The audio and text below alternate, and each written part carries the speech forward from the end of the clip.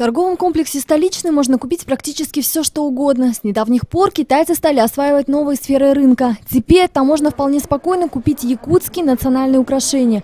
По всей видимости, спрос велик. За приближенность к национальным мотивам китайцы запрашивают цену, превышающую стоимость рядовой бижутерии.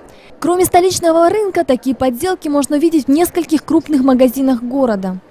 Помимо утечки денег, есть еще один неприятный факт. Якутские орнаменты воспроизведены лишь частично. Как известно, в каждое украшение мастера вкладывают смысл. Каждый узор расшифровывается и несет в себе определенную информацию.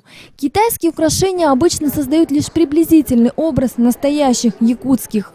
Мы взяли интервью у директора ювелирной фирмы Александра Павлова. Он считает, что поддельные украшения не составляют большой угрозы для местного рынка. Однако отмечает, что большое количество подделок можно обнаружить во время национального праздника Исэх.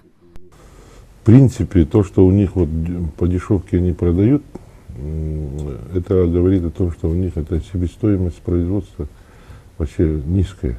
То есть это, как они этого добиваются, я, честно говоря, не совсем знаю. В принципе, они конкуренцию особую нам не составляют.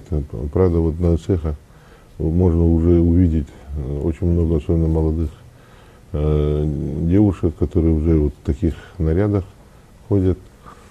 Вот. Но на самом деле, вот чисто если вот по-якутски подумать, то мы всегда использовали прежде всего серебро.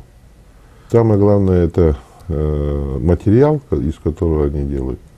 Во-вторых, это вот использование наших узоров и так далее, ну, всех наших канонов, которые у нас есть.